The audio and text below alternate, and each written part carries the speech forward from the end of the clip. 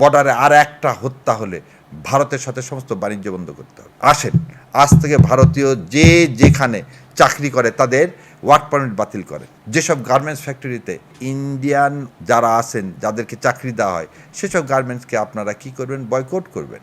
কেউ ভারতীয়দেরকে বাসা ভাড়া দিয়েন না। যারা ভারতীয় মিডিয়া হিসাবে পরিচিত সেসব মিডিয়া দেখবেন না। এদেশের মুসলমান, এদেশের শান্তিকামী মানুষকে অশান্ত করতে চেন না। আপনি মূর্তি বানাচ্ছেন, খুব ভালো কথা, পলাশবাড়িতে ভালো।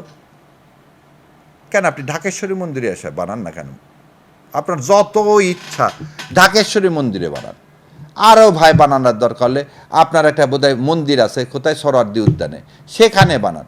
পলাশবাড়িতে কেন? ও ভাবছেন ওই জায়গাটাতে একটু চিকুন, ওখানে মূর্তি বানায় ওটা বন্ধ করে দিবেন? এদের জনগণ তা করতে দিবে না ইনশাল্লাহ। আমরা মন্দিরও ভাঙি না, কিন্তু আমরা আমাদের স্বাধীনতা সার্বভৌমত্বের ক্ষেত্রে কোনো আপোষ করি না। আর তারপরে একটা স্বাধীন সার্বভৌম জায়গায় একটা মন্দির উদ্বোধন করতে, একটা মূর্তি উদ্বোধন করতে কেন ভারতীয় অ্যাসিস্ট্যান্ট হাইকমিশনকে যেতে হবে? ও তার মানে তো ওটা দিল্লির টাকায় হচ্ছে। তাহলে আপনার এখানে ধান্দা কিন্তু ধর্ম না, ধান্দা হচ্ছে আমাকে বিচ্ছিন্ন করা, রংপুরকে বিচ্ছিন্ন করা। সেজন্য আপনি পলাশবাড়ির জায়গাটাকে বেছে নিছেন। শোনেন, এদেশের ধর্মপ্রাণ মুসলমান একবার জেগে উঠলে আপনার এইসব কিচ্ছু থাকবে না। মানুষ কাঁটাতারের বেড়া পার হয়ে চলে যায়, বেড়া দিয়ে কোনো দিন এই এই এই এই নবীর উম্মতদেরকে ঠেকাতে পারেনি পৃথিবীর কেউ। আর যারা শহীদ তামান্না রাখে তারা এলে কিছু ভয় পায় না, তাদের মধ্যে তো ভয় নাই, তারা তো শহীদ হতে চায়। শহীদ মানে কি? সাক্ষ্য দেওয়া, লা ইলাহা ইল্লাল্লাহু মুহাম্মাদুর রাসূলুল্লাহ। এই সাক্ষ্যের উপরেই তো আমার জীবন। শহীদ তামান্না মানে কি? জান্নাতে যাওয়া। তাহলে যে সাক্ষ্য দেয় আল্লাহ ছাড়া কোনো মাবুদ নাই, আমার প্রিয় নবী আহমদ মোহাম্মদ মুস্তফা সাল্লাল্লাহু আলাইহি সাল্লাম আমার রসুল, আমার জীবন ও মৃত্যু যার হাতে, তার কিসের ভয়? তাই তো জানি বিএনপি হচ্ছে, বিএনপিতে মুসলমানরা আছেন। শহীদ রাষ্ট্রপতি জিয়াউর রহমানের যে শহীদি মর্যাদা প্রাপ্ত লোক, তার সন্তান আর যাই হোক, বাংলাদেশকে ইন্ডিয়া কোনোভাবে শোষণ করবে এটা মেনে নিতে পারবে না। সেটা এই সালমের মাধ্যমে হোক বা অন্য কোনো শিলংয়ের মাধ্যমে হোক। এখন সময় আসছে ভারতীয় আধিপত্যবাদের বিরুদ্ধে কি করার? গর্জে ওঠার। এদেশে সাম্প্রতিক দায়মাঘাত ছিল না, আজও নাই, আগামীতে হবে না। ভারতে এই পলার বাড়িতে এই ইয়াটা করতেছে এবং বারবার চাচ্ছে কি জানেন? ওটাকে যে মানুষ যে আক্রমণ করুক, ভেঙে দেখ, এবং তখনই সে সুযোগ নিবে বাংলাদেশ একটা সাম্প্রদায়িক শক্তি। এবং মাওবাদীদের মতো কিছু লোক আছে, সঙ্গে সঙ্গে গর্জে উঠবে অমুক জায়গায় এক হিন্দু। তার মুখে কোনদিন শুনি না যে জুলাই আন্দোলনে আমার হিন্দু ভাইরা জীবন দেয়নি, আহত হয়নি। কোথাকার কোন গার্মেন্টসে কোন একজনকে দুষ্কৃতিকারীরা কীভাবে মেরে ফেলে দিল, পুড়ে ফেলে দিল, সেটা নিয়ে তার জীবন খুব কেঁদে যাচ্ছে। তার কাছে কথা হচ্ছে প্রতি মাদ্রাসা হচ্ছে ধর্ষণের কারখানা। তিনি মাদ্রাসা মানেই হচ্ছে তার কাছে হচ্ছে ধর্ষণের কারখানা।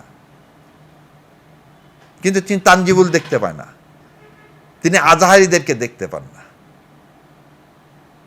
সো এই যে বয়ানকারীদেরকে প্রতিহত করতে হবে, ভারতকে তিনভাবে প্রতিহত: বর্ডার রেখা না, সাংস্কৃতিক মাধ্যমে, অর্থনীতির মাধ্যমে, বাণিজ্যের মাধ্যমে। আসেন আজ থেকে ভারতীয় পণ্য বর্জন করি। আসেন আজ থেকে ভারতীয় যে যেখানে চাকরি করে তাদের ওয়ার্ক পারমিট বাতিল করেন। কেউ ভারতীয়দেরকে বাসা ভাড়া দিয়েন না। সন্দেহপ্রবণ ভারতীয় দেখলে সঙ্গে সঙ্গে সবাই মিলে প্রতিরোধ গড়ে তোলেন। বর্ডারে আর একটা হত্যা হলে ভারতের সাথে সমস্ত বাণিজ্য বন্ধ করতে হবে। যেসব গার্মেন্টস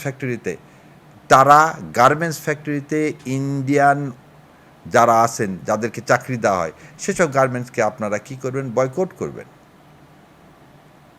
যারা ভারতীয় মিডিয়া হিসাবে পরিচিত সেসব মিডিয়া দেখবেন না, সেসব মিডিয়াতে কেউ যাবেন না।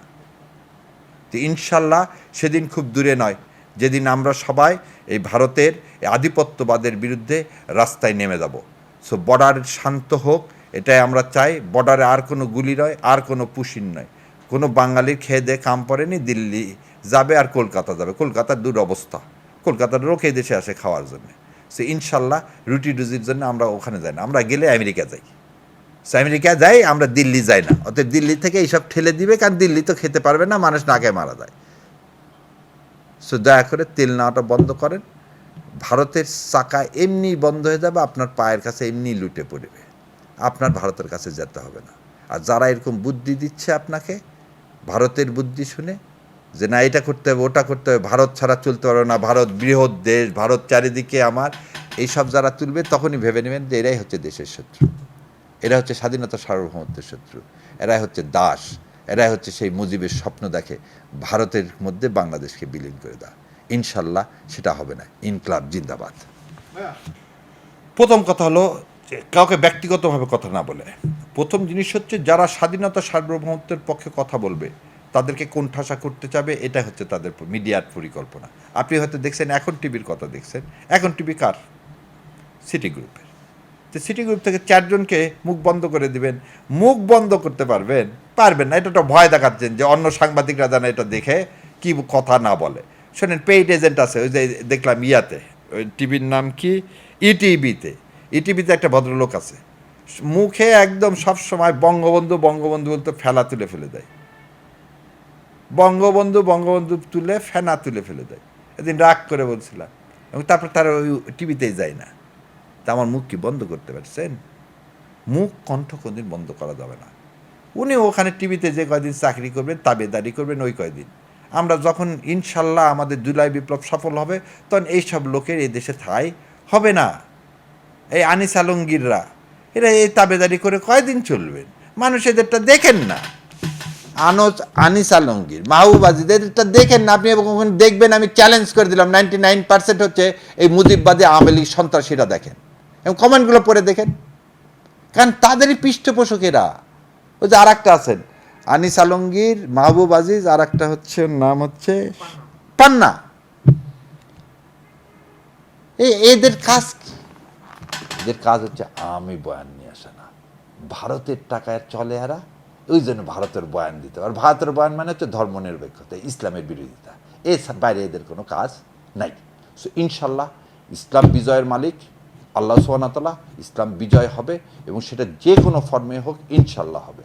এবং রুজির মালিক যেহেতু আল্লাহ, রিজিকের মালিক আল্লাহ সুবহানাহু ওয়া তাআলা। আর আমার চাকরি নিয়ে কী ভয়? আমাকে শোনেন, আমাকে থ্রেট দেয়, এই মক্কেলে আসবে না, আমাকে থ্রেট দেয় বিভিন্ন গ্রুপকে, যারা আছে আমার ক্লায়েন্ট, তাদেরকে থ্রেট দেয়। কি বলে জানেন?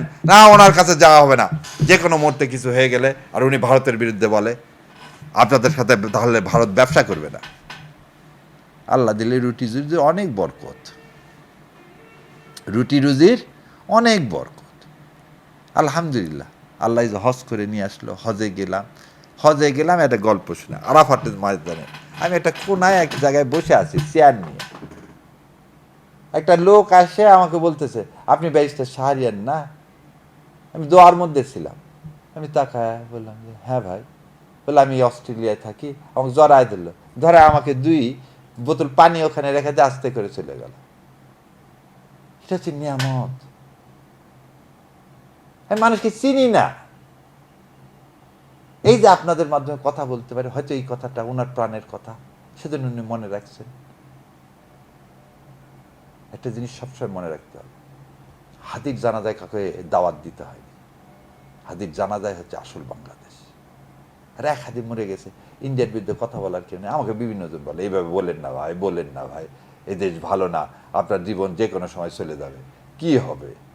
আমি মনে মনে হাসি আর ভাবি, আরে ভাই, আল্লাহ পাঠাইছে আমাকে দুনিয়াতে যে কয়দিনের জন্য, সেই কয়দিনই থাকতে পারবো, তার একদিন আগেও যাব না, পরেও যাব না, কিন্তু সত্য বলে যাব। আর সত্যটা হচ্ছে ভারত আমার শত্রু। আর এই কথা বলার বিনিময়ে যদি আল্লাহ জান্নাত দান করেন, শহীদি মর্যাদা দান করেন, আলহামদুলিল্লাহ। আমার এখনের ওই 4 সাংবাদিক ভাইদেরকে যেন আমার বিভিন্ন জায়গায় দেখায়, আমি সবসময় দেখি আর জড়ায় ধরি।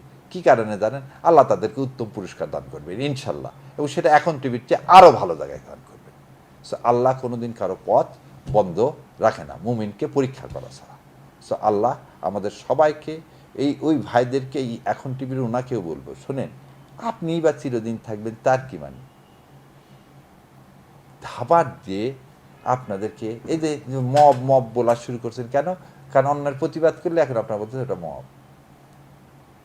আমরা এক প্রথম থেকে বলছি, জুলাইকে আপনারা মব বানাতে চান, 32কে ভাঙ্গাকে আপনারা মব বানাতে চান। মাওবাদীরা তাই করে গেছে, পান্নারা তাই করে যায়। কালকেই ওদেরকে কেউ কিছু বললে ওরা বলবে মব, ওদের মা কান্না আছে। ওরা কেউ কোন দেখবেন না যে অভুক্ত থেকে কোন দিন এই তিনজনকে দেখি তো, আনিস আলমগীর, মাহবুবাজি জারিয়া, এই পান্না, যে শাহবাগে যা বসে আছে, যে সাগর রুনির হত্যাকাণ্ড যতক্ষণ চার্জশিট দেওয়া না হচ্ছে ততক্ষণ আমরা এখান থেকে উঠবো না। ওটা করবে না, কারণ সাগর রিগির আছে, ডকুমেন্ট আছে যে ইন্ডিয়া কীভাবে ওই ইয়াতে শাপলা চত্বরে কীভাবে মানুষকে মেরে ফেলে দিছে, বিডিআরকে কীভাবে হত্যা করছে, সেজন্য ওদের হত্যা করে দিছে। মাওবাদের খুব কষ্ট লাগে যখন আমি বলি শহীদুল্লাহ কায়সারদেরকে ইন্ডিয়া মেরে ফেলে দিছে, কারণ জহির রায়নের কাছে সেই ডকুমেন্ট ছিল, ওই জন্য জহির রায়নকে 72 সালে মেরে ফেলে দিছে। ওই কথা বলে না, খালি ঘুরে ফিরে 14ই ডিসেম্বর ওরা হচ্ছে কি পাকিস্তান সেনাবাহিনী হত্যা করছে। তুমি ওখানে দাঁড়াইছিল মাহবুবাজিজ, রজে হত্যা করছে, সে কথা বলতে কেন এত কষ্ট হয়? 72 সালে কোন সেনাবাহিনী ছিল পাকিস্তানের? জহির রায়নকে কারা হত্যা করছে? 30,000 বলছি জাসদ কর্মী, তার জন্য আবার আর এক সাংবাদিককে নিয়ে এসছে, সেই সাংবাদিক আবার বলে যে 4-5 জনের বেশি পায়নি। আসম আব্দুর রবেরা মিথ্যা কথা বলছে, আর আসম আব্দুর রবের চেয়ে এরা বড় জাসদ হয়ে গেছে না। 30 লক্ষ বলতে, এই মিথ্যা কথা বলতে যখন প্রমাণ করতে পারে না, তখন সব জায়গায় 30 লক্ষ যদি এই লোক মারা যায়, ইউনিয়ন প্রতি কত চিন্তা করতে পারবেন? 11,000। চলেন না, যাই না একটা ইউনিয়নে যায় দেখি তো, 11,000। 30 লক্ষ যদি মারা যায় বাংলাদেশে, তাহলে প্রতি ইউনিয়নে মারা যেতে হবে 11,000।